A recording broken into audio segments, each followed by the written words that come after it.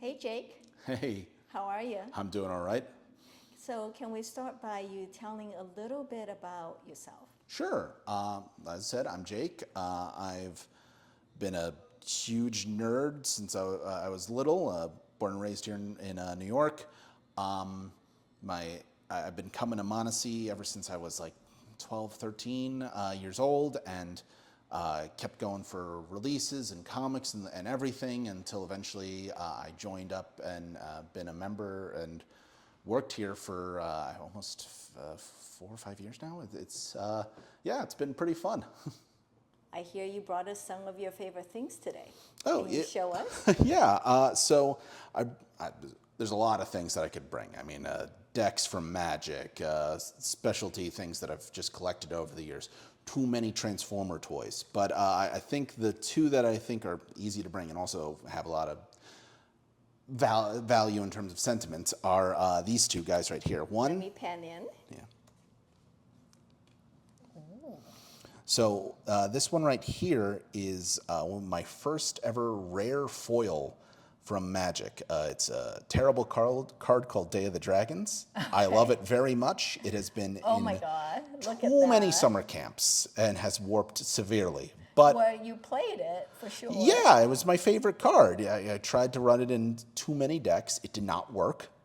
No? But no, it's not a fantastic card. But I've tried many times to run it and do different things, and at this point, at home I kind of keep it in like I think it was like a tray for like a mouse pad or something like that, and it like sits like almost like a trophy of me attempting something silly.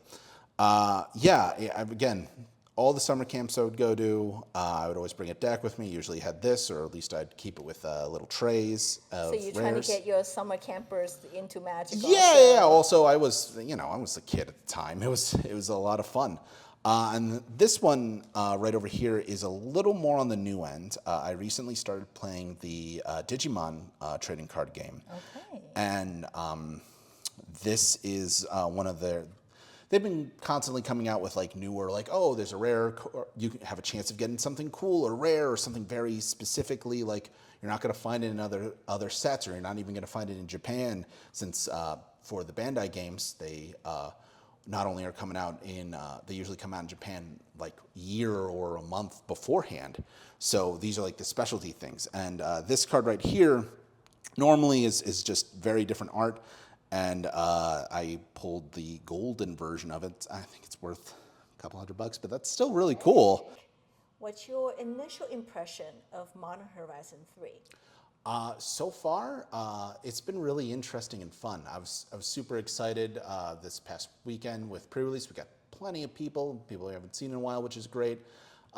Personally, from playing it this weekend, it was really fun. I didn't do well, but I had a lot of fun with it, and the rares and the uncommons, and the uncommons from the set are fantastic, which not always happens in Magic. Maybe there's like one or two or three uncommons that are like, oh yeah, you could definitely get one or two of them and you'll be happy. But like every single uncommon from the set has just been like, oh, I can use this in this deck, or I can use it in another deck, which is really fun. So you have all new strategies now. Yes, I upgraded one of my decks recently, just from like a 2-card combo you can just have in the game, which is pretty fun.